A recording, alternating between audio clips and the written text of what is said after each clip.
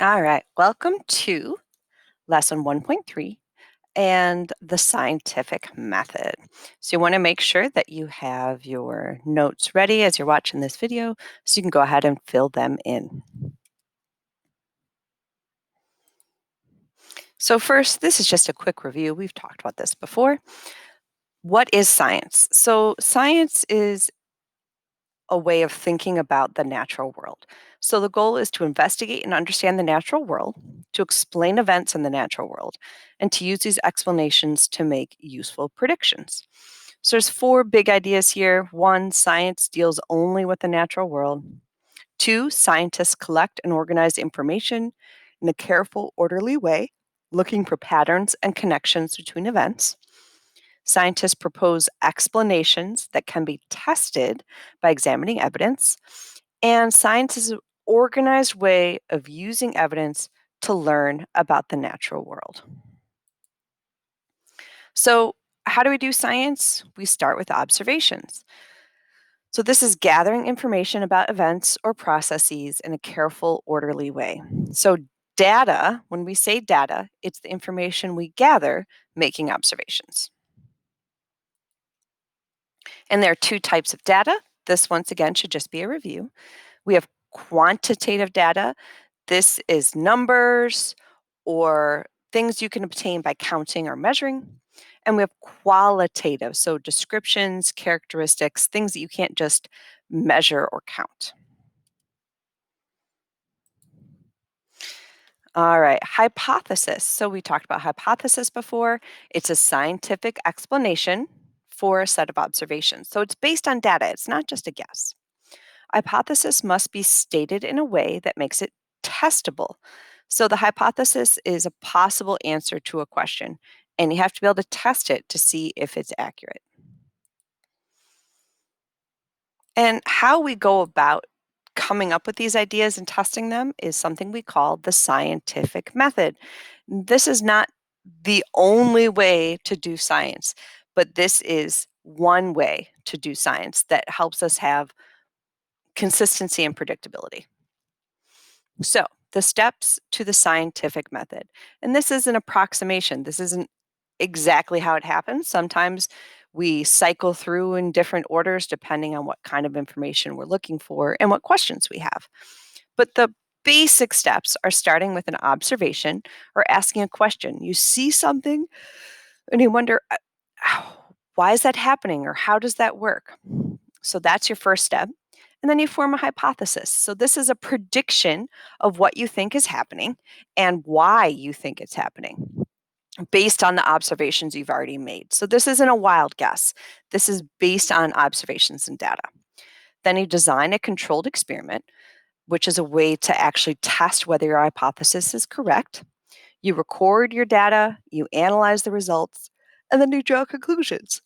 And sometimes it turns out your hypothesis was a correct prediction, and sometimes it turns out that it wasn't. So you may need to come up with a new question and a new hypothesis in order to test that new idea. So that first step, asking a question. So you have to identify the problem or the question that you want to find the answer to. So some questions you might ask in biology: how much water can a root hair absorb? Why does a plant stem bend towards the light? What effect does temperature have on heart rate? And then you form your hypothesis. This is a possible explanation to the question or problem. It is simply a prediction that has not yet been proven or disproven, but this prediction is based on the data you've already looked at. So it has to be stated in a way that is testable.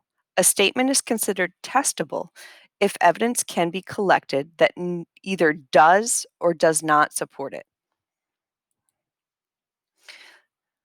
So, next up, we need to design our experiment to test our hypothesis. And the factors in an experiment that can be changed are called variables. Some examples of variables would be changing the temperature, changing the amount of light present, the time that something happens, the concentration of solutions that you use. And a controlled experiment works with one variable at a time. If several variables are changed at the same time, a scientist would not know which variable was responsible for your observed results. So you change one thing at a time so you know if your results are based on that one thing. So in a controlled experiment, we change one thing. Everything else should be unchanged or controlled. An experiment based on a comparison between a control group and an experimental group. So when you have this, you have two groups that are identical except for one factor. The control group serves as your comparison. It is the same as the experimental group, except that one variable that's being tested or is being removed.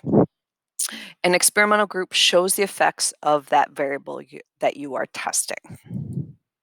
So here's an example. In order to test the effectiveness of a new vaccine, and this is definitely something we're doing right now in the world of COVID, 50 volunteers are selected and divided into two groups. One group will be the control group, and the other will be the experimental group. Both groups are given a pill to take that is identical in size, shape, color, and texture. So let's break this little mini experiment down and examine the parts. So first we have our control group. So even though the volunteers are given identical looking pills, the control group will not actually receive the vaccine. So the control group gets no drug. Experimental group, identical to the control group, except this group gets the drug or the vaccine. And then what variables are kept constant? So we are going to make sure that the drug or the pill or the vaccine that they're receiving is the same size, is the same shape, is the same color, is the same texture. It looks identical. And the variable that we're changing is whether or not the pill contains the vaccine. And just a little side note, so there are oral vaccines, so ones that you take as a pill. We're used to getting injectable vaccines because they are a little more effective, but you can have a pill vaccine. In fact, that is how they still use some vaccines. So let's think about variables in an experiment.